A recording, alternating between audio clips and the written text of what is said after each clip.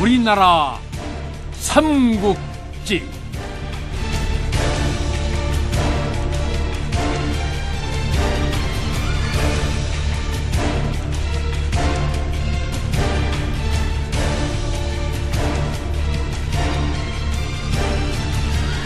제 46부 사라지는 영웅들.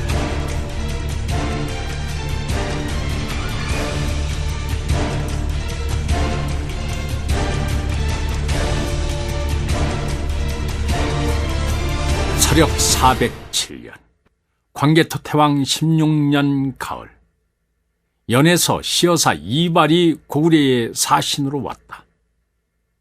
환도성에 도착한 이발은 궁궐에 들기에 앞서 먼저 대장군 고타의 집을 찾아갔다. 고타는 이발이 찾아왔다는 말에 맨발로 뛰어나와 맞이했다. 어서 오시오. 원로에 고생이 많으셨겠소. 양국의 화목을 위해서라면 이 정도 고생이야 대수겠습니까? 고은공께서 왕위에 오르셨다니 참으로 경아드릴 일이요. 앞으로 양국의 관계가 돈독해지리라 믿소.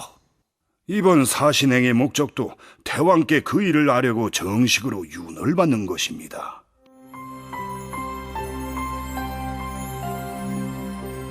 제후국에서 왕위 계승의 정통성을 얻기 위해서는 왕중왕인 태왕의 윤허가 필요했다. 그래서 연해 왕위에 오른 고우는 고구려의 태왕으로부터 그 정통성을 인정받으려 했다. 이 당시 화북지역에서 여러 나라가 쟁패를 벌이고 있는 상황에서 고구려는 명실상부한 동북 제1의 강국이었다. 북위의 위협이 끊이지 않는 가운데 연이 살아남기 위해서는 고구려의 힘에 의지해야만 했다. 후연왕 모용희가 죽고나자 풍발을 비롯한 반군의 장수들은 모용운을 추대하여 천왕으로 옹립했다. 왕위에 오른 모용운은 국호를 대연으로 정하고 자신의 성을 모용시에서 다시 고씨로 고쳤다. 이는 자신이 고구려의 후예라는 사실을 밝힘으로써 고구려와의 관계를 개선하고자 함이었다. 이때 고구려는 숙군성을 거점으로 요서 여러 지역에 영향력을 행사함으로써 연나라를 무섭게 압박하고 있었다. 고우는 고구려와 우호 관계를 정립하고 우수한 문화를 받아들여야만 몰락해가는 연을 다시 일으켜 세울 수 있다고 생각했다. 그래서 고우는 왕위에 등극하자마자 처남이자 신복인 이발을 고구려의 사신으로 보냈던 것이다. 고우는 떠나는 이발에게 태왕을 아련하기 전에 고타를 먼저 만나보라 했다. 지난날 용성에서의談判 이후 두 사람은 서로에게 호감을 가져 서신을 통해 친교를 유지하고 있었다.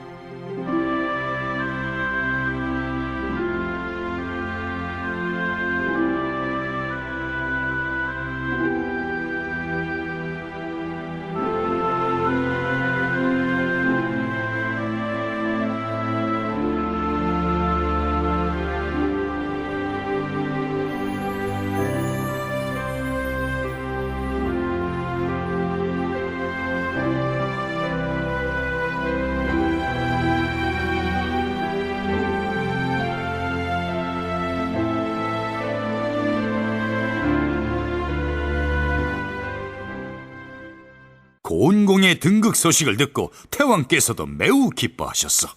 그러니 윤허를 받는 데는 어려움이 없을 것이요. 소신의 어리석은 걱정일지 모르겠으나 아무래도 풍발이 마음에 걸립니다. 지금 대연에서 가장 막강한 세력을 가진 사람은 바로 풍발입니다. 아무리 폐하래도 그자마는 마음대로 하실 수 없습니다. 만일 그가 딴 마음을 품는다면 폐하께서도 달리 막아낼 방책이 없습니다. 저도 어리석은 자의 노파심으로 끝났으면 좋겠습니다. 너무 염려하지 마시오. 연왕께서도 무슨 생각이 있으실 것이오. 그리 호락호락한 분은 아니시지 않소. 만약 무슨 일이 생기면 숙군성에 있는 우리 군대가 언제라도 도우러 달려갈 것이오. 저는 그저 대장군만 믿겠습니다.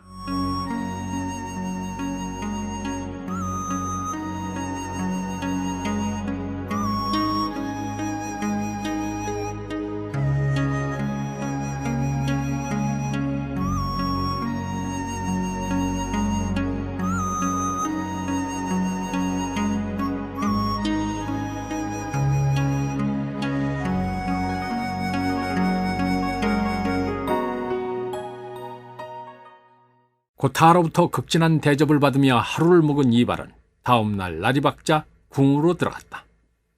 이발이 시위의 안내를 받아 편전으로 들어서니 광개토 태왕이 만면에 웃음을 띠고 반갑게 맞아주었다.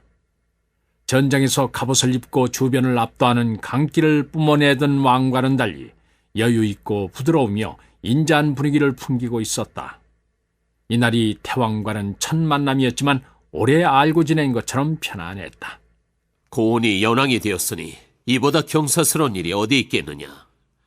짐은 언제까지라도 대연을 종족의 예로 대할 것이니 이를 만방에 널리 알리도록 하라. 광개토 태왕이 말한 종족의 예로 대연을 대하겠다는 뜻은 옛날 서방의 천자가 제후를 대하듯이 대연을 고구려 태왕 휘하의 제후국으로 인정한다는 뜻이었다. 그러므로 누구라도 대연을 공격하면 고구려를 중심으로 하는 천하 질서에 대한 도전으로 받아들이고 응징하겠다는 선포였다. 이로써 대연은 북유를 비롯한 주변국들의 위협에서 벗어나 안정을 찾을 수 있게 됐다. 이발은 태왕의 관대한 배려에 머리를 조아려 감사했다. 광개토 태왕은 그 자리에서 고운에게 고구려 태대형 연왕의 직위를 내리고 양국 간의 우호를 다짐했다. 이로써 대연은 고구려의 제후국이자 혈맹국으로 거듭나게 됐다.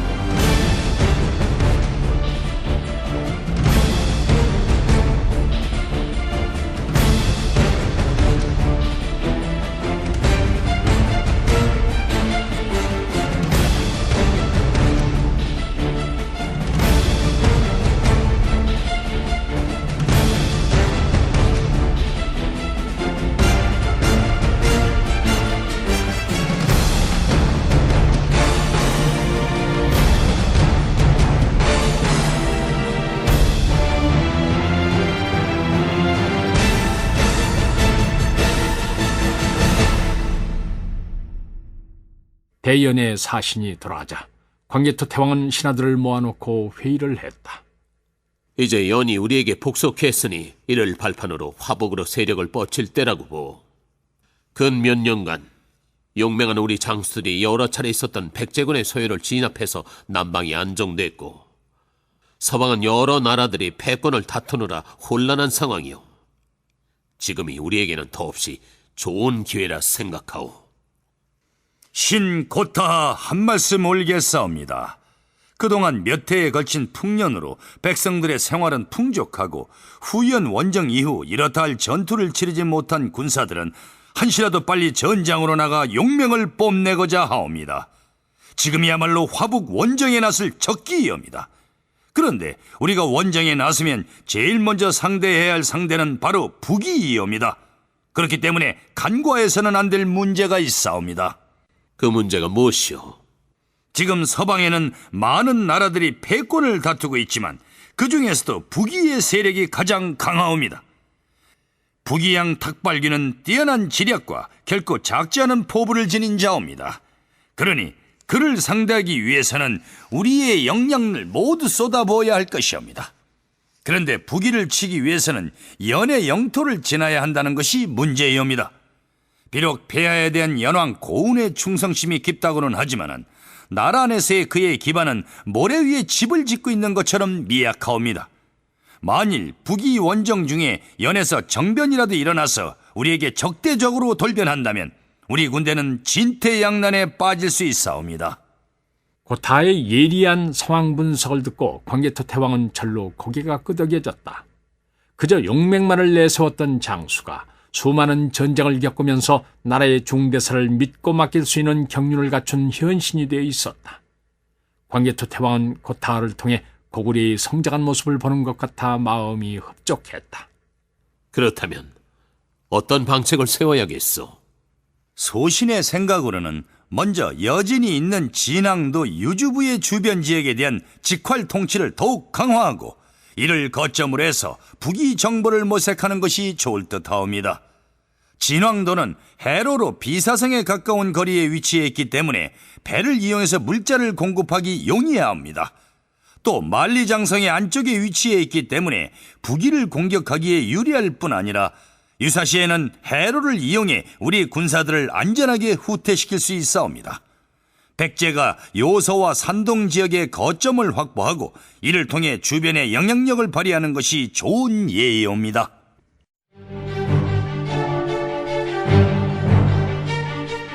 백제는 해상무역을 통해 부를 축적하고 세력을 넓힌 나라였다. 원활하고 안전한 교역을 위해서는 이를 뒷받침할 수 있는 지역 거점과 군사력이 필요했기 때문에 백제는 일찍부터 중국과 외 등 여러 지역의 거점이 될 수 있는 도시를 건설하고 군사들을 주둔시켰다. 그런데 세월이 지나면서 거점 도시들은 주변 지역들을 그 세력 아래에 두고 독자적인 국가의 모습을 갖추게 됐다. 고타은은 광개토 대왕에게 백제식의 거점 도시를 제안하고 있는 것이었다. 백제의 경우와 다른 점이 있다면 상업보다는 군사적 필요에 의해 세워지는 도시란 점이었다. 광개토 대왕은 고타의 생각에 동감했다. 원거리에 있는 적을 치기 위해서는 보급이 절대적으로 중요한데 유주부를 강화한다면 바닷길을 통해서 원정군의 보급을 뒷받침할 수 있었다.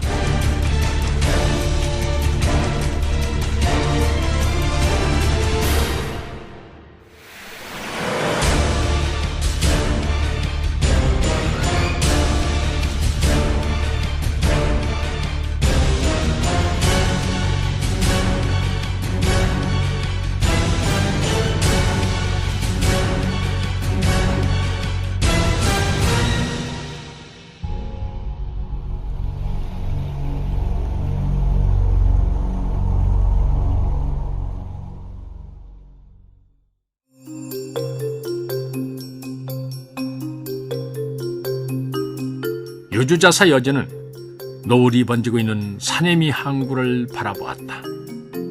황혼을 보고 있자니 문득 살아오면서 겪었던 일들이 주마등같이 스쳐 지나갔다. 모용성이 죽음을 당하고 자신마저 생명의 위협을 느껴 고구려로 달아나야 했을 때는 모든 것이 끝났다는 생각을 했다.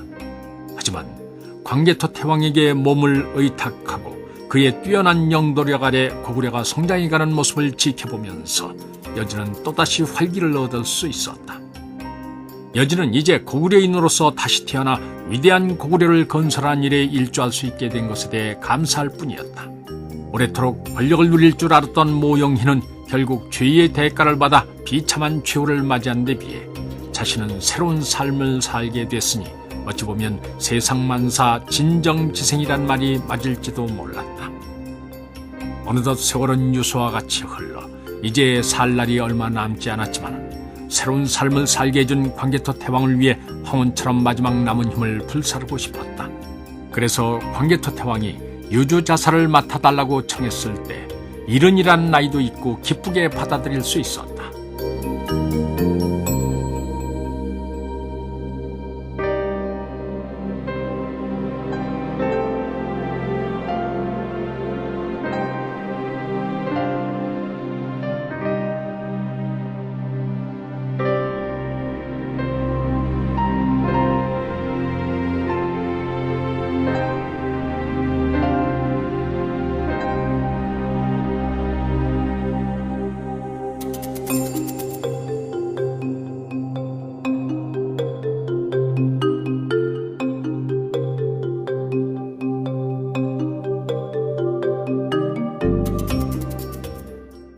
부두는 늦은 시간인데도 물건을 하역하는 인부들로 붐비고 있었다. 사내미는 남방에서 용성으로 가는 길목에 위치한 항구였다. 용성은 옛부터 중원과 북방의 여러 나라들을 잇는 동북의 상업 중심지 역할을 해왔다. 비록 연의 힘이 약화되면서 용성 역시 쇠락의 길에 접어들었지만 여전히 많은 물산들이 모여드는 곳이었다. 그런데 산동을 출발해 용성으로 들어가기 위한 가장 빠른 길이 바로 바닷길을 따라 사내미까지 와서 육로를 이용해 북상하는 것이었다. 그래서 사내미는 매우 번화한 항구가 됐다. 광개토 태왕이 사내미와 가까운 진황도에 유주부를 설치한 것도 이러한 경제적, 지리적 이점을 고려했기 때문이었다. 여진은 먼저 지원 나온 1만의 군사들을 동원해서 성을 쌓고 해변에 선착장과 초소를 만들어 배들이 자유롭게 들고 날 수 있도록 하는 한편 주변 연안에 대한 경계를 강화했다. 이 당시 서방의 혼란이 극으로 치닫자 무주공산이 된 연안에는 해적들이 판을 치고 있었다. 그런데 각 나라들은 해적들을 소탕하기는커녕 이들을 받아들여 전쟁에 투입하기까지 했다. 장사를 위해 각지를 돌아다녀야 하는 상인들은 두려움에 떨었다. 나라 간의 잦은 전쟁으로 육로가 막힌 상황에서 해적들의 출현으로 바닷길마저 안전을 보장받을 수 없게 됐으니 암담하기 이를 데 없었다. 상인들은 세상이 안정되기만을 손 놓고 기다리거나 아니면 위험을 감수하고라도 배나 수레에 상품을 싣고 장사길에 올라야 했다. 이러한 상인들의 애로를 잘 알고 있던 여진은 일단 진왕도에 정착을 꺼내자 군선을 이끌고 발해만 인근을 돌며 해적들을 소탕하기 시작했다. 여진은 곳곳에 군사들을 잠입시켜 해적 소굴을 알아낸 후 일거에 쳐들어가 잔인할 정도로 단호하게 섬멸해 나갔다. 고구려 수군의 소탕작전으로 인해 큰 타격을 입은 해적들은 함부로 발해만에 얼씬거리지 못하게 됐다. 고구려 수군의 활약으로 인해 발해만의 평화가 찾아오자 상인들은 앞다투어 유주자사 여진의 언덕을 찬양했다. 이때부터 천하 각지의 상인들이 진황도로 모여들었고 그로 인해 진황도는 무역의 중심지로 거듭났다.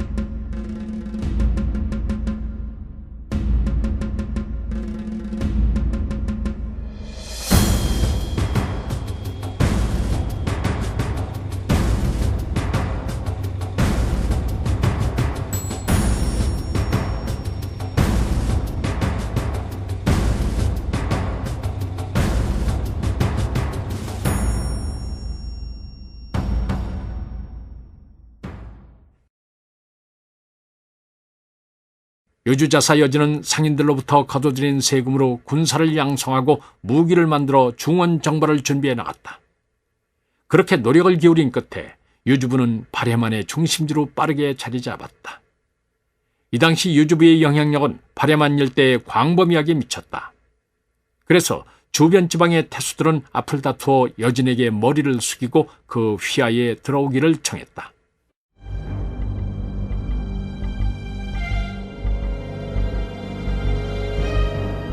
유주부가 예상보다 빨리 자리를 잡자 광개토 태왕은 계획했던 대로 북위에 대한 공격을 개시했다.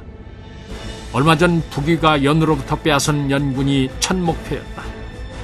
광개토 태왕은 5천의 철기군을 포함한 군사 5만을 배에 태우고 비사성을 출발해 발해만을 가로질러 진황도에 이르렀다.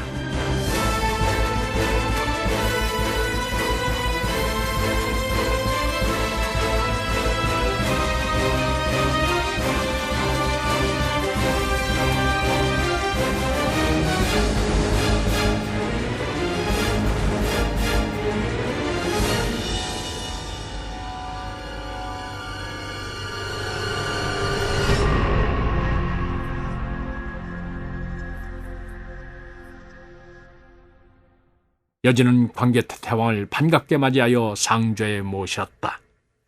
그대의 뛰어난 능력으로 인해 유주부의 명성이 천하를 뒤덮고 있다는 소식을 짐도 익히 듣고 있었소. 이처럼 직접 와서 보니 과연 명불허전이구려.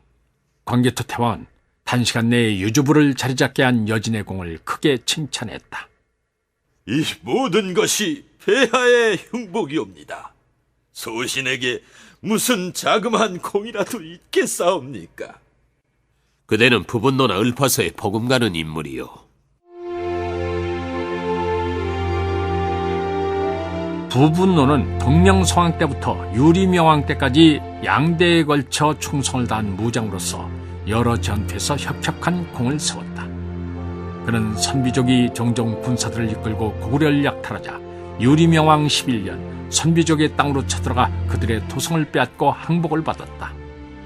왕은 부분노의 전공을 높이 사서 상으로 시급을 주었으나 부분노는 이것은 폐하의 공이지 어찌 저희 공이라 할 수 있겠나이까 라고 사양했다. 그로 인해 그는 용맹하고 충절이 굳센 신하로 후세에 귀감이 됐다.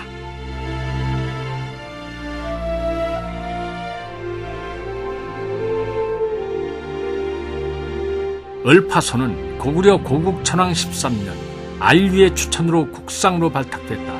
그 당시 고국천왕은 왕후 우씨의 족속인 연나부의 반란을 진압하고 나라의 변형을 꾀하고 있었다. 그래서 국가의 제도를 정비하고 왕권을 강화하고자 하는 자신의 뜻을 실행할 수 있는 현명하고 강단 있는 인물이 필요했다. 이러한 상황에서 국상이 된 을파소는 고국 천황의 기대에 부응하여 귀족들의 반발을 단호하게 물리치고 새로운 정치와 경제 질서를 수립했다.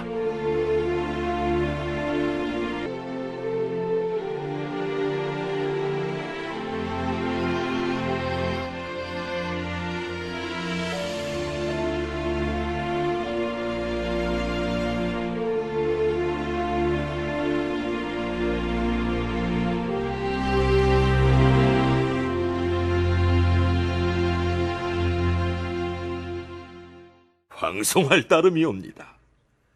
제가 그러한 영웅과 현인들의 발꿈치라도 따라갈 수 있겠사옵니까? 여진은 겸허히 자신을 낮추었다. 짐은 지금 서터를 향해 촉발을 내디디려 하오. 만약 이번 출정에서 우리가 서터를 제패한다면 우리의 후손들은 오늘을 기리게 될 것이오. 여진은 열정에 들뜬 음성으로 다짐했다. 뒤는 제가 맡겠사오니 폐하께서는 아무 걱정 마시고 앞으로만 가옵소서. 광개토 태왕은 신뢰를 가득 담아 화답했다. 그대가 뒤에 버티고 있다고 생각하니 든든하구려. 두 사람의 열정과 믿음이 한데 뭉쳐지자 방안이 열기로 가득했다.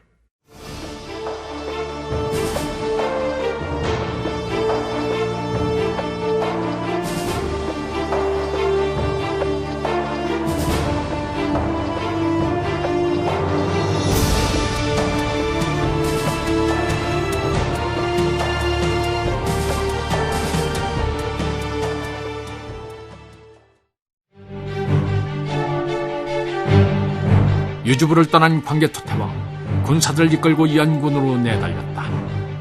연군은 본디 후연 땅이었지만 후연이 혼란에 빠진 틈을 타서 북위가 무력으로 점령하고 있었다. 연군 태수 탁발명은 고구려군의 출현에 놀라 평성에 이 사실을 알리는 한편 주변 성들의 도움을 청했다. 하지만 백호기를 앞세운 고구려 철기병들의 질풍 같은 공격을 막아내기는 어려웠다. 연군을 비롯해 방령, 상곡, 어양, 범양, 대군, 북평 등 지역이 순식간에 고구려 철기병의 말발고발에 놓였다. 동쪽 변경 지역에 고구려군이 침입했다는 보고가 평성에 당도했지만 북위 조정은 매우 위헌에 허덕이고 있었기 때문에 구원군을 보낼 형편이 아니었다. 여전히 건재한 후진, 남연과의 충돌이 계속되고 있었는데다가 병고로 정신이 막지 않은 탁발기가 무수히 많은 공신들을 함부로 죽였기 때문에 북위의 죄하는 두려움과 불안에 휩싸였고 곳곳에서 모반을 일으키는 자들이 속출했다. 이런 난국을 헤쳐나가기도 벅찬 상황에서 고구려의 침공을 받았으니 북위 조정으로서는 막막할 수밖에 없었다. 이처럼 승승장구하던 고구려군의 발목을 잡은 것은 우려했던 대연의 정변이었다.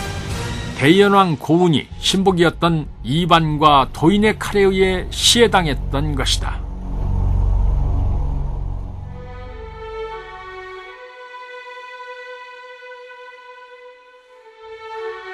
고운이 연나라의 왕자에 오르기는 했지만 정작 권력의 핵심은 풍씨의 세력이 차지하고 있었다.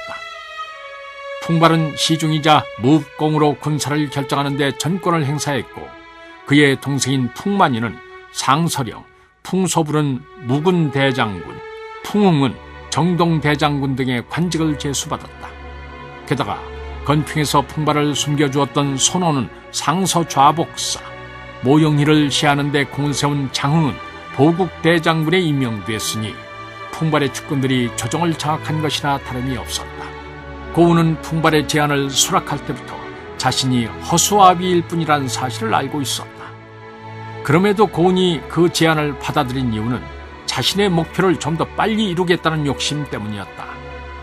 고운은 위험이 따르지만 자신의 의지라면 충분히 이를 극복할 수 있으리라 여겼다. 왕위에 오른 고운은 은밀히 풍발에 맞설 수 있는 세력을 키워나갔다. 먼저 자신의 신변 보호를 이유로 장사들을 모아 호위무사로 삼고 이들을 풍발과의 충돌에 대비해 근위병으로 양성했다. 고운은 상금으로 한 달에 수천만 전을 내리고 그들과 함께 먹고 자는 등 장사들의 마음을 사로잡으려 했었다. 또한 모용시의 전통을 이어나갈 것을 전명하여 왕족들의 환심을 사고 모용귀로 하여금 연사를 주관케 하는 등 모용시들을 등용하여 풍씨에 대항할 세력을 구축해 나갔다. 그리고 사신을 보내 고구려에 복속하고 그 힘을 등에 업음으로써 자신의 기반을 강화해 갔다. 이러한 고운의 움직임은 풍발에게 경계심을 불러일으켰다. 풍발은 고운이 그저 성격이 온화하고 고지식한 사람으로 권력에 별로 뜻이 없다고 생각했기 때문에 그를 왕으로 옹립했던 것이다. 풍발은 사방에 심어둔 간자들을 통해서 고운의 움직임을 보고받고 그가 발톱과 이빨을 숨기고 있는 맹술한 사실을 깨달았다. 이때부터 풍발은 조심스럽게 고운을 제거하기 위한 계략을 꾸미기 시작했다.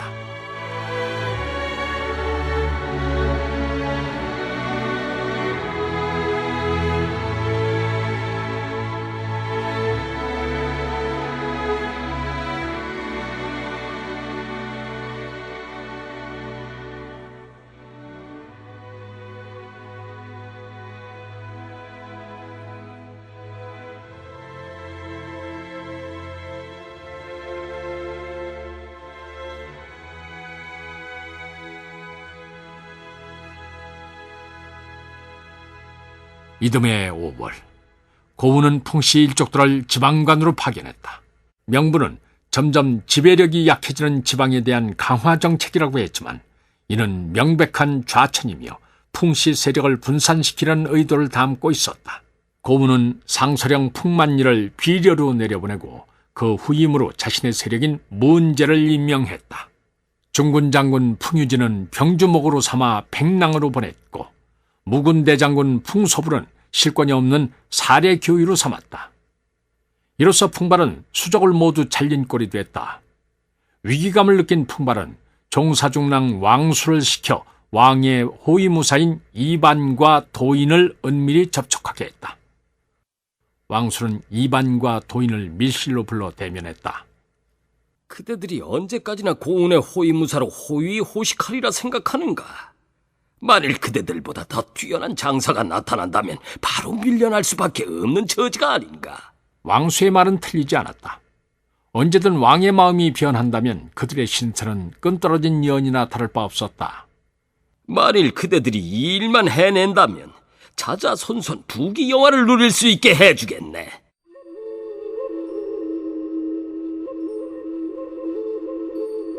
왕수는 풍발의 명을 받고 많은 재물을 풀어가며 왕의 호위무사들과 접촉을 했다.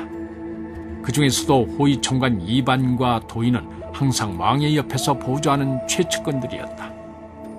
왕수는 그동안 총관들과의 여러 차례 만남을 통해서 그들의 속내를 꿰뚫어보고 있었다. 그들은 왕수 앞에서 불안한 자신들의 앞날에 대해서 푸념을 늘어놓으며 지금까지 누려온 호사스러운 생활에 대한 집착을 보였다. 이처럼 상대를 완벽히 파악하고 미끼를 던졌으니 실패할 리가 없었다. 과유불급이라 했던가, 과한 것이 부족함만 못한 것처럼 호위무사들에 대한 고운의 지나친 후대는 오히려 그들의 허영심을 키웠고 그것이 결국 자신을 해하는 결과를 낳았다. 비극은 왕궁의 동당에서 벌어졌다.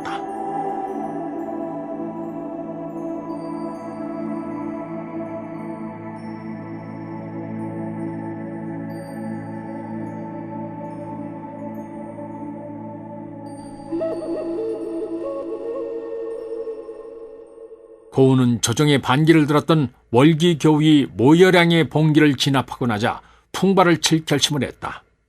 팔다리를 잘랐으니 이제 몸통을 제압할 차례였다.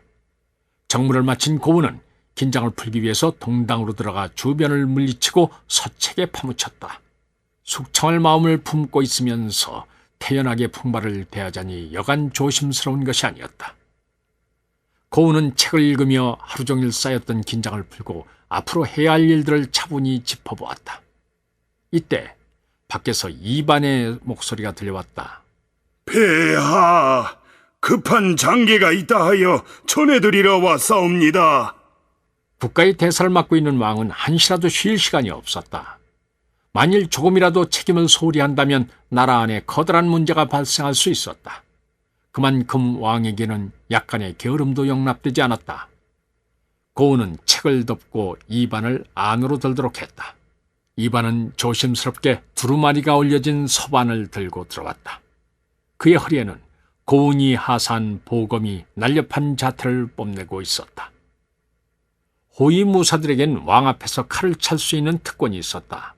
도인이 조심스러운 몸가짐으로 이반의 뒤를 따라 들어왔다. 고은이 이반과 도인을 가까이 다가오게 한 후에 두루마리를 집어 들려 할 때였다. 갑자기 이반이 들고 있던 서반을 던지더니 허리에 찬 보검을 뽑아들고 고은을 향해 내리쳤다. 하지만 고은 또한 전장에서 잔뼈가 굵은 장수였다. 그는 재빨리 몸을 날려 칼날을 피한 후에 자신이 앉아있던 의자를 들고 휘둘러 이반이 다가서지 못하게 했다. 이반이 일격으로 고은을 쓰러뜨리는 데 실패하자 어느새 고은의 뒤로 돌아간 도인이 재빨리 칼을 뽑아 도인의 등을 베었다. 미처 뒤쪽까지 방비할 틈이 없었던 고은은 그 자리에서 외마디 비명을 지르며 쓰러졌다. 이를 놓칠세라 이반은 무너져 내리는 고은의 가슴을 찔러 이날의 거사를 매듭지었다.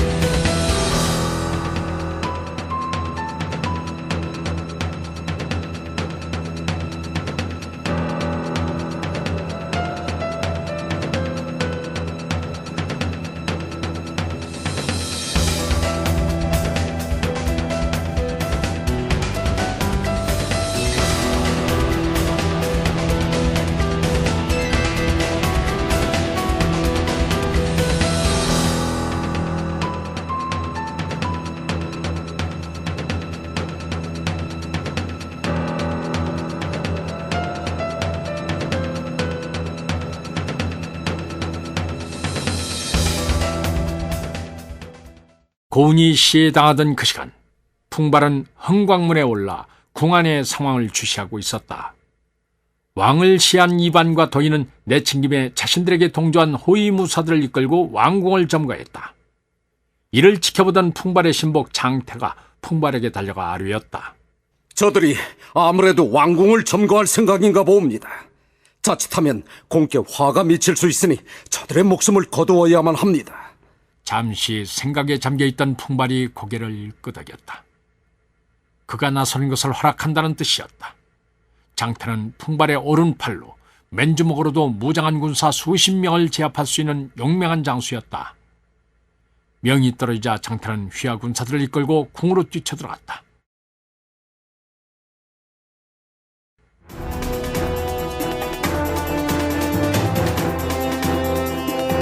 한편 왕궁을 차지한 이반과 도인은 딴 마음을 품고 있었다.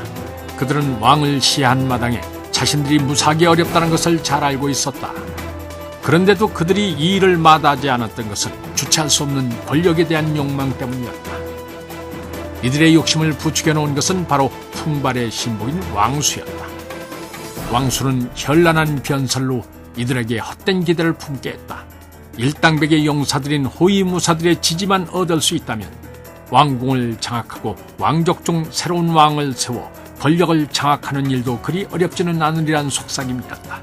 욕심에 눈이 먼 이반과 도인은 자신들이 풍발의 책략 안에서 놀아난 줄도 모르고 무모하게 이 일을 벌였던 것이다.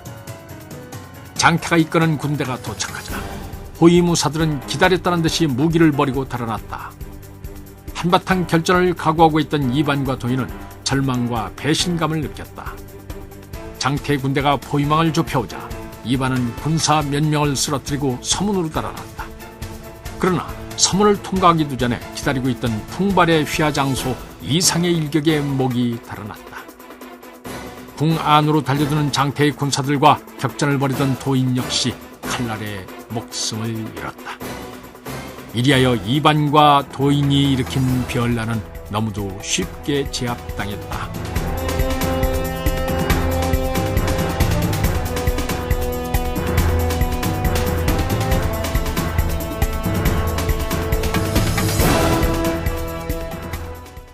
궁 안에서의 변결을 전해 듣고 달려온 대신들은 이미 풍발의 신속한 대처로 변란이 진압됐다는 말을 듣고 안도했다. 어찌 이런 변개가 있을 수 있습니까? 뒤늦게 달려온 이발이 의심을 품고 풍발에게 물었다. 내가 근본을 알 수 없는 자들이라 그렇게 멀리하시라 하려건만 내 말을 듣지 않으시더니 이런 끔찍한 변을 당하신 게 아니오. 이발은 분명 풍발이 그들의 배후라고 확신했지만 증거가 없었기에 함부로 발설하지 못했다.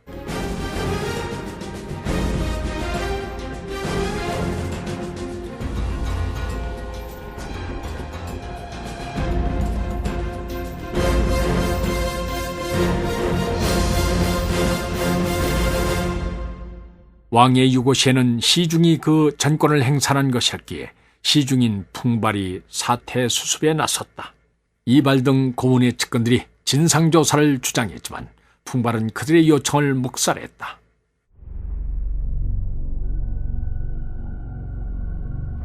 사세가 불리해지자 고운의 측근이었던 상서령 묵은제까지 풍발의 편을 드는 바람에 이발로서도 더 이상 손써볼 방법이 없었다. 풍발은 고운의 시신을 수습한 후에 서둘러 장례를 치렀다. 그리고 나서 얼마 후 풍발은 대신들의 추대를 받아 왕위에 올랐다. 풍발은 국호를 그대로 연이라 함으로써 모영씨의 계보를 잇고 있음을 만천하에 밝혔다. 그는 이 나라에서 모영부의 힘을 얻지 않고서는 설 자리가 없다는 사실을 너무도 잘 알고 있었다. 풍발은 즉위한 후 모영부의 환심을 얻기 위해 고구려와의 우호관계를 청산한다고 공포했다. 그동안 고구려에 대한 고운의 저자세 외교에 대해 불만이 많았던 모영씨들은 풍발의 정책을 환영했다. 그들은 얼마 전까지만 해도 내려다보던 고구려에게 고개를 숙이는 일을 치욕스럽게 여기고 있었다. 그런데 풍발이 단지 모영씨들의 환심을 사기 위해서 고구려와의 거리를 두었던 것은 아니었다. 그보다는 풍발이 고운의 죽음에 개입했다는 사실이 광개토 태왕의 귀에 들어간다면 신의를 중시하는 태왕이 그냥 지켜보고만 있지는 않을 것이었기 때문이었다. 풍발은 고구려군이 북위 원정을 나가 있을 때 고구려를 압박함으로써 광개토 태왕으로부터 왕위 계승의 정당성을 인정받으려는 속셈을 가지고 있었다.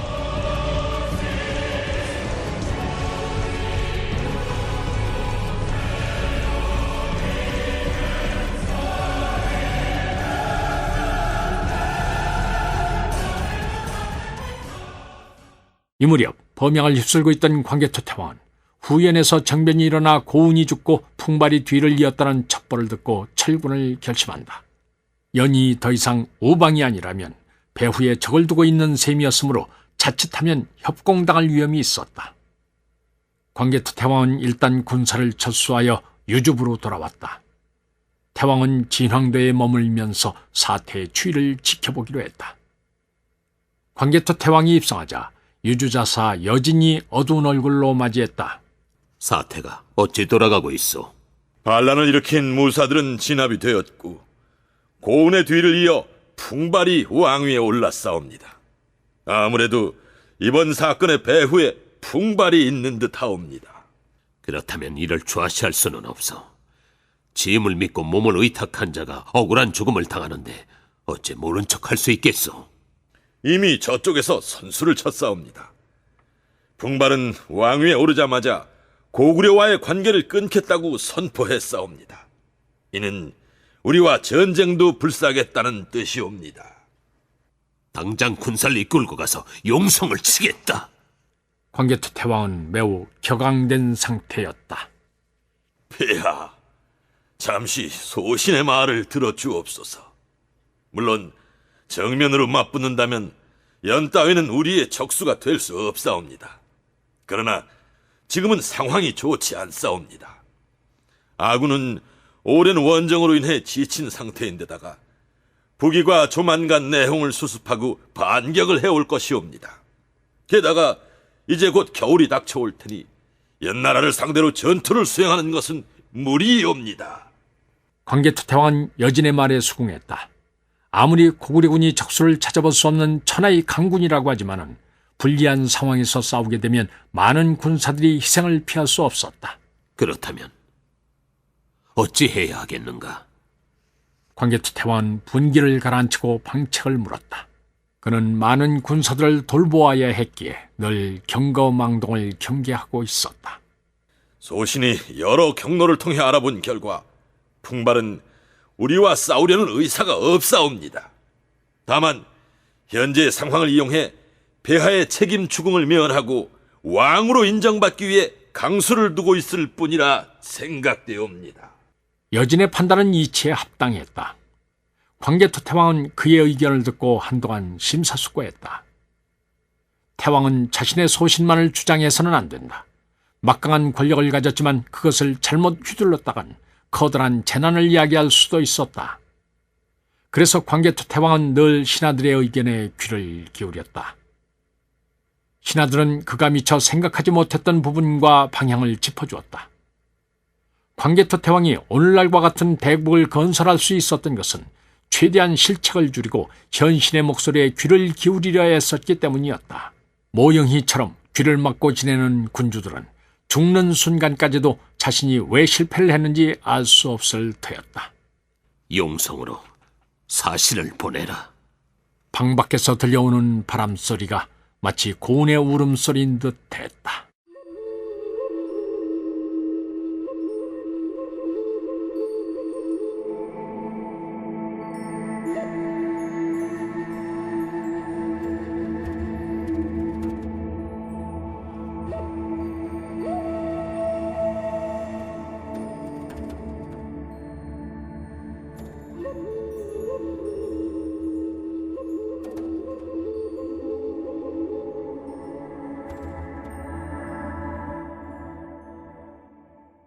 신년이 되자 연군 범양을 비롯해 유주부에 속한 각 군의 태수들이 유주자사 여진에게 하례를 올리기 위해서 찾아갔다.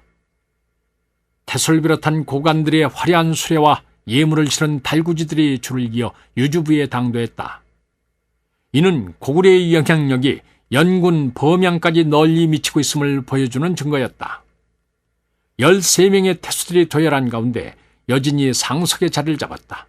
상공에 대한 예로서 업을 하는 태수들을 바라보는 여진의 얼굴은 그리 밝지만은 않았다. 광개토 태왕이 환도성으로 돌아간 이후로 여진은 늘어난 관할 지역을 정비하느라 눈코 뜰 새 없이 바쁜 나날을 보냈다. 이들 지역은 고구려의 영토로 편입됐다고 보기엔 불안한 상태에 놓여 있었기에 여진으로서는 마음을 놓을 수 없었다.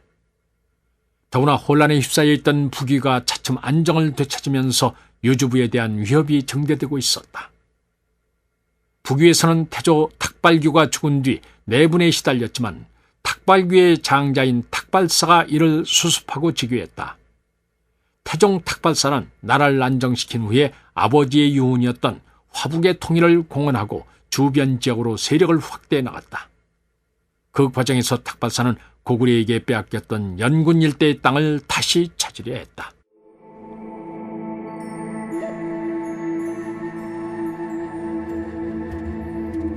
한편 풍발이 왕이 된 이후로 점차 안정을 되찾은 북연도, 익주, 평주, 유주, 청주 등 지방에 대한 지배 세력을 강화해 나가고 있었다.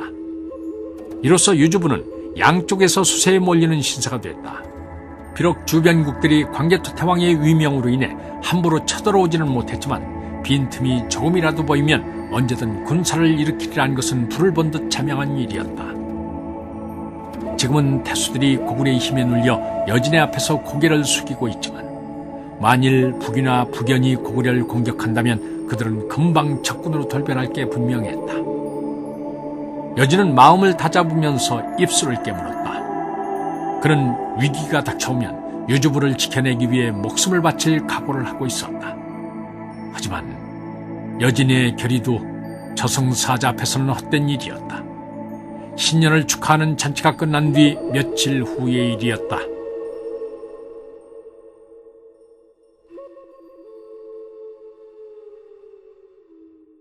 여진은 이날도 부중의 일을 처리하다가 늦게서야 잠자리에 들었다.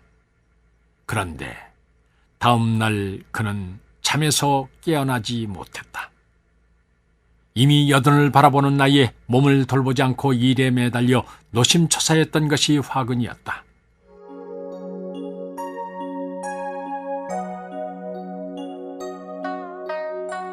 여진의 시신은 무악산 서쪽 옥녀봉 남단 구릉 위에 자리 잡은 무덤으로 옮겨졌다. 지난날 여진은 산천을 유람하다가 마치 무릉도원처럼 아름다운 이곳의 주변 경관에 매료됐다.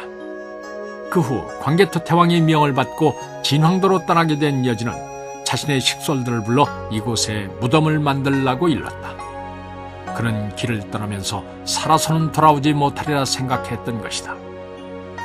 도성을 떠날 때 그의 나이는 75이었으니 그런 생각을 한 것도 무리는 아니었다. 여진의 운구가 도착했을 때 무덤은 웅장한 자태로 일행을 맞이했다. 널방에 놓인 관대에 여진의 시신이 안치됐고 앞방 안벽에는 묵서로 글을 기리는 내용의 묘지명을 새겨 넣었다. 그리고 널방 벽에는 13군 태수들이 여진에게 고개를 숙여 배려하는 모습을 그려넣었다. 이로써 그의 발자취를 되새기고 영광스러웠던 순간을 영구히 보존토록 했다.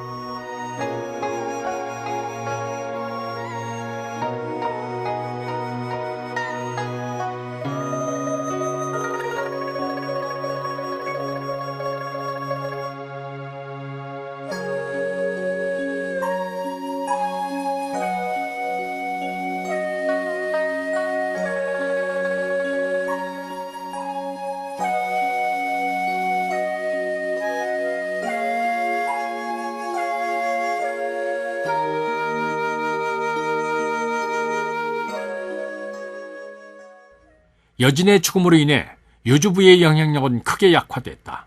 광개토 태왕은 급히 숙군성에 주둔하고 있던 연고야를 유주자사로 임명해 진황도로 보냈지만 그로서는 여진의 빈자리를 채울 수 없었다. 정세의 균열을 가장 먼저 포착해내는 것은 이에 민감한 상인들이었다. 유주부가 흔들리자 상인들은 진황도에서 청주로 그들의 교역 거점을 바꾸었다. 상인들이 떠나자 호황을 누리던 유주부도 차츰 쇠락의 길에 접어들 수밖에 없었다.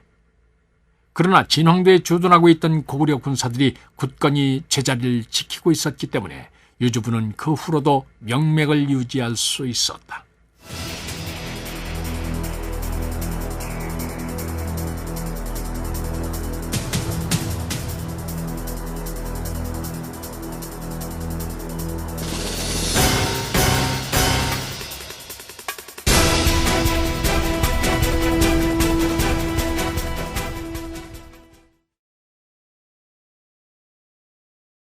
광개토 태왕은 도성으로 돌아오기는 했지만 여전히 화북을 공략할 생각이 머리에서 떠나지 않았다.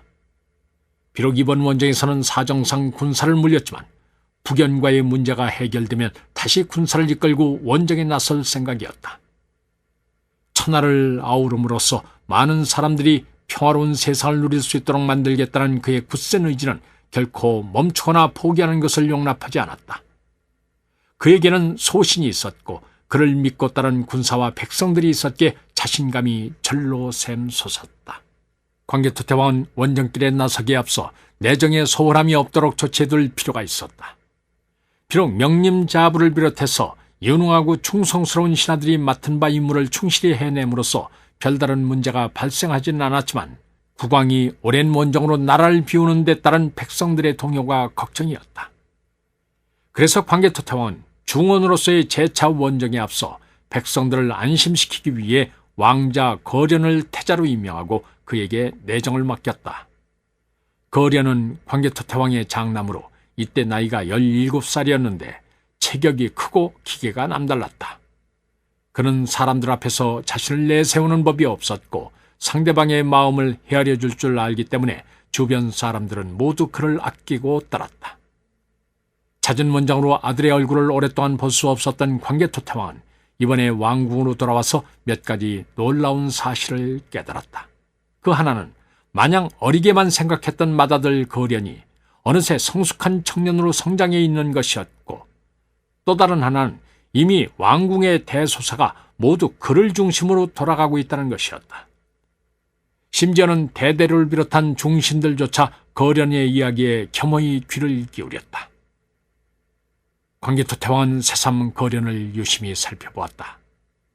거련은 평소에는 사람들을 대하는 데 있어 지위 고하를 막론하고 한없이 유하고 부드러웠지만 공적인 일을 처리하는 데 있어서는 단호함과 공평함을 잃지 않았다.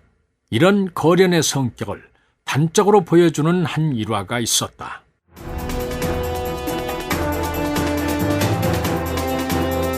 어느 날 거련이 토성을 순시하고 있는데 한 농부가 길을 막고 엎드려 하소연을 했다.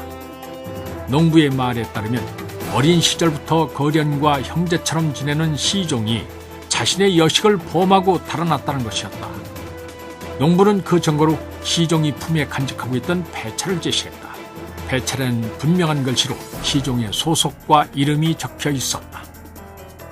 마침 거련을 호위하고 서 있던 시종은 농부의 일그러진 얼굴을 마주하고도 여유가 있었다. 그는 왕자가 자신을 처벌하지 않으리라 굳게 믿었다. 그러므로 우매한 농부에게 적당히 위협을 가해 더는 입을 못 열게 하면 흐지부지 될 일이라 여겼다. 그러나 그의 자만은 혹독한 대가를 치러야 했다. 궁으로 돌아온 거련은 형부의 관리를 불러 시종을 국법에 따라 엄히 다스리라 명했다. 그는 아무리 자신의 중마고나 다름없는 신복이라 할지라도 나라의 법을 어겼다면 처벌을 받아야 한다고 생각했다. 법이 바로 서야만 나라가 굳건히 설 수 있다는 것이 그의 신조였다. 시종은 그날로 율법에 따라 차명에 처해졌다.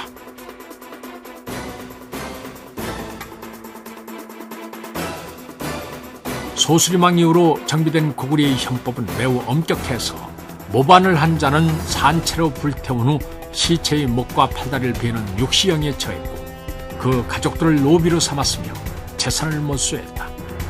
그 밖에 전투에서 도망친 자, 토항한 자, 살인자, 겁탈자 등도 사형에 처했고 도둑질한 자는 12배로 보상을 해야 했으며 그럴 능력이 없으면 노비로 팔려가야만 했다. 하지만 이런 엄격한 법들이 있다 한들 그것이 만인에게 공평하게 적용되지 않으면 나라에 기강을 세울 수 없었다. 거련은 왕궁에서 특권을 내세워 이를 어긴다면 백성들 역시 법을 두려워하지 않을 것이라 여겼다. 나라를 위해서는 자신의 측근이라 해도 냉정하게 법을 적용해야 했다. 그게 바로 지도자로서의 의무이자 책임이었다. 거련은 자신의 팔을 자르는 심정으로 형장에서 죽음을 맞는 시종의 모습을 지켜봤다. 어린 시절 시종과 함께했던 추억들이 가슴을 짓이기며 지나갔다. 그래도 그는 끝까지 자리를 지키고 서서 시종의 마지막 가는 길을 지켜보았다. 거련은 지금 이 순간에 느끼는 고통이 앞으로 자신이 겪어야 할 수많은 고통들의 시작임을 어렴풋이 깨닫고 있었다. 측근에게조차 단호한 거련의 태도에 백성들은 경외심을 품었다. 그 후로 백성들이 법을 잘 지켜서 나라 안에서 범죄가 크게 줄었다.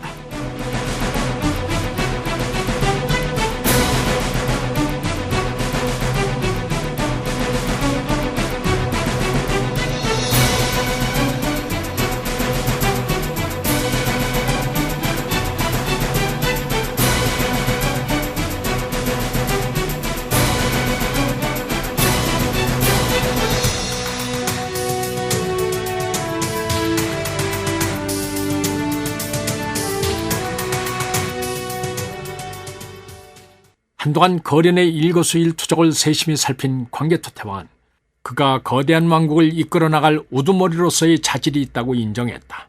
거련은 자신에게 엄격하고 다른 이에게 관대했으며 공사를 구분할 줄 아는 분별력, 한쪽으로 치우침이 없는 균형 감각 등 많은 부족들이 어울려 살아가는 고구려의 수장으로서 필요한 덕목들을 부족함 없이 갖추고 있었다. 광개토 태왕은 거련을 태자로 임명하여 국정을 맡기고 나서 안심하고 서방을 향한 출정을 준비할 수 있었다. 그런데 북방의 부여인들이 고구려의 반기를 들면서 광개토 태왕의 서방 정벌은 기약 없이 미루어진다.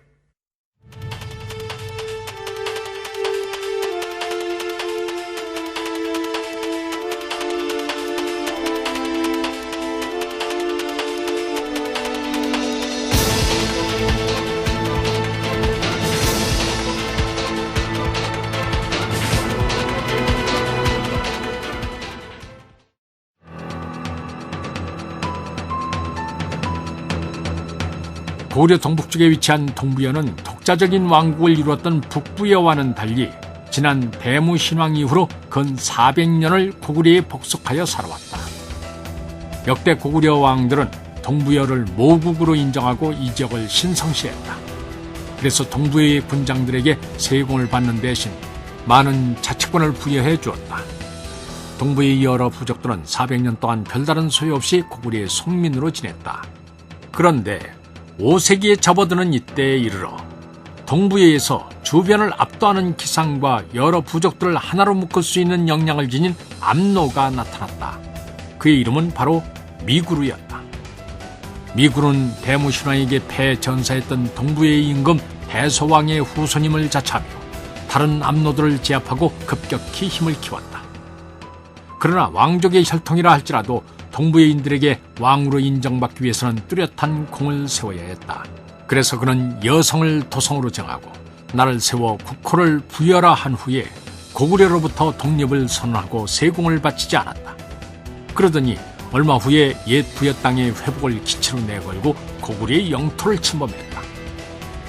그동안 백제와 후연과의 전쟁으로 여념이 없던 광개토 태왕은 그들의 움직임을 대수롭지 않게 여겼다.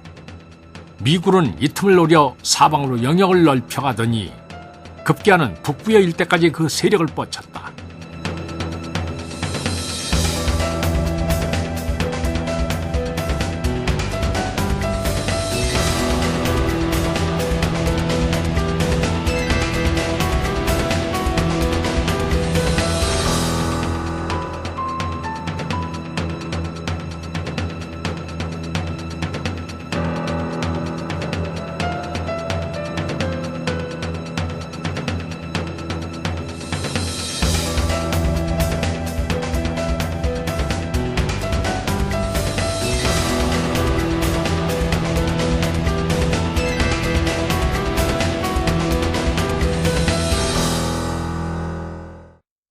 북부여 수사 도무르는 도성으로 파발을 띄워 부여의 심상치 않은 움직임을 보고하는 한편 용담산성의 방비를 더욱 강화했다. 북방에서 날아온 급보를 전해들은 광개토 태왕은 직감으로 이들의 움직임을 그대로 놔두면 후일 큰 화근이 될 것임을 알았다.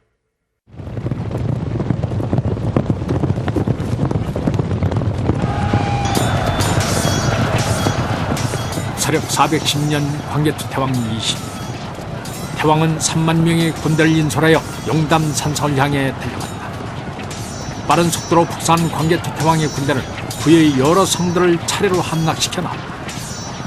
별다른 저항을 받지 않고 세력을 확정했기에 자만심에 빠져있던 미구리의 군사들은 이제껏 경험해보지 못했던 고구려 철기병의 가공할 위력에 대전을 거듭했다. 고구려군은 화죽지세로 미구리에 번거진 여성으로 향했다. 미군은 맹장 단사루에게 여러 부족에서 자출한 3만의 군사를 주어 고구려군의 진군을 막게 했다. 단사루가 이끄는 군대는 송말수 상류의 평원에서 고구려군과 마주쳤다. 막상 전투가 벌어지자 단사루의 혼성군은 고구려군의 위세에 눌려 제대로 싸워보지도 못한 채 제각각 뿔풀이 흩어져 달아났다. 고구려군의 일방적인 공세 속에서도 단사루만큼은 자신의 친위부대를 이끌고 끝까지 저항을 했다.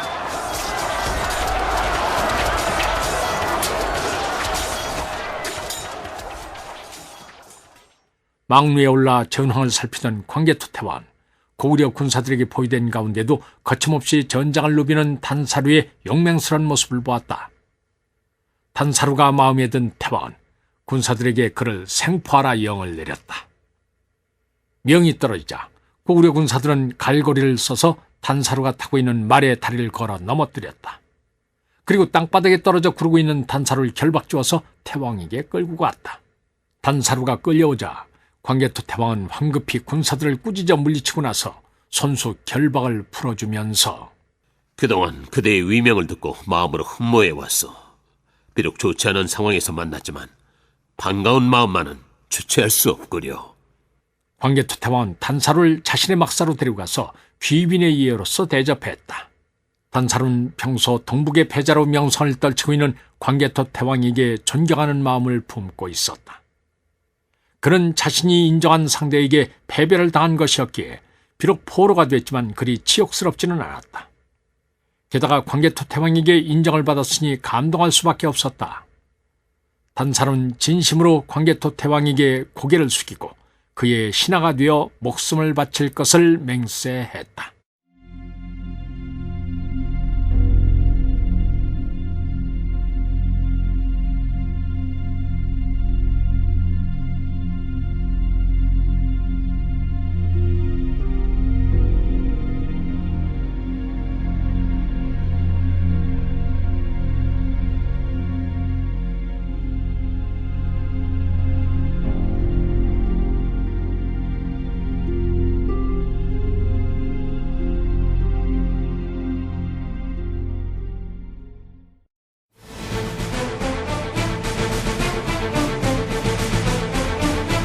부여 최고 장수라 일컬어지던 단사루가 고구려로 전향했다는 소식이 전해지자 여성을 지키고 있던 부여 군사들은 더 이상 싸울 마음이 달아났다. 최고의 용장이 고개를 숙일 정도의 상대라면 맞붙어 싸워봤자 이기기 어려웠다. 고구려 군사들이 마지막 저지선마저 돌파하고 여성으로 진군해오자 여성의 부여 군사들은 두려움에 몸을 떨었다. 성안에 미리 침투시켜놓은 간자의 보고를 통해 성안의 상황을 파악하고 있던 광개토태왕은 미사루에게 사신을 보내 항복을 권유했다. 미사루는 고구려 사신을 꾸짖어 쫓아보내고 난 뒤 결사항전을 주장했지만 대부분의 신하들은 이를 반대했다. 합심해서 싸워도 이기기 힘든 판에 군신 간의 의견이 이처럼 갈렸으니 어찌 적을 물리칠 수 있겠는가. 사흘이 지났지만 부의 군사들은 여전히 의견 일치를 보지 못했다. 광개토태왕은 사신을 보내 최후 통첩을 짜냈다. 다음 날까지 성문을 열지 않으면 공격을 개시할 것이고 그때부터는 어떠한 관용도 기대하지 말라는 내용이었다. 두려움에 사로잡힌 부의 대신들은 한밤중에 압로의 침전으로 쳐들어가서 자고 있던 미사루를 결박한 후에 성문을 열고 광개토태왕을 맞아들였다.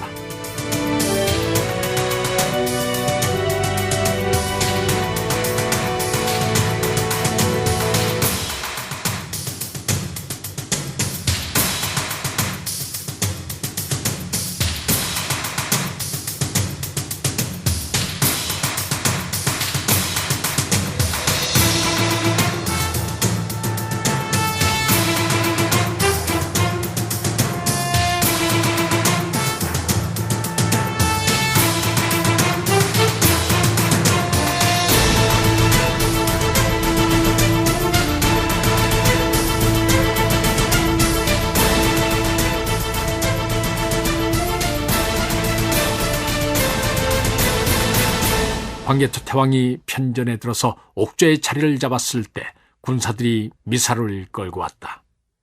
너는 어찌하여 상국에 반기를 들었느냐? 광개토태왕은 폐부를 찌른 듯한 눈빛으로 미사루를 쏘아보았다. 미사루는 고개를 앙연히 들고 거침없이 말했다. 부여는 고구려의 아버지의 나라요. 그런데 아무리 세상이 바뀌었기로 어찌 아들이 아버지 위에 군림할 수 있단 말이오. 나는 세상의 이치를 바로잡고자 일어났을 뿐이요. 너는 하나만 알고 둘은 모르는구나. 무릇 달은 차면 기울고 물은 위에서 아래로 흐르는 것이 자연의 이치이다. 부모도 늙으면 장성한 자식의 뜻에 따라야 하거늘 너는 어찌하여 이를 부정하려 하느냐. 너를 국법에 따라 처단하는 것이 마땅하다. 하지만 이 모두가 짐의 부독한 소치이니 어찌 어리석은 너만을 탓할 수 있겠느냐. 광개토태왕은 부득이한 경우가 아니면 굳이 피를 보고 싶지 않았다. 그가 가야 할 길은 갈등과 복수의 지옥도가 아니라 신의와 화합의 비단길이었다. 남에게 믿음을 얻기 위해서는 자신이 먼저 상대에게 믿음을 보여주어야 했다. 광개토태왕은 미사루의 죄를 사하고 그를 대형으로 삼아 도성으로 데리고 왔다. 그 뒤 미사루는 태왕의 신하로 충성을 다했다.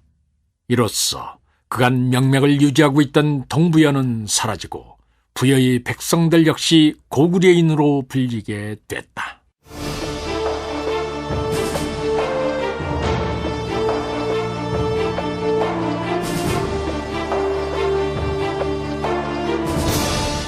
출연 배한성, 유만준, 김태웅, 김익태, 권영훈, 문관일, 원호서, 해설 김종성, 음악 이춘화, 효과 엄기혁, 기술 서교식, 총진행 유만준.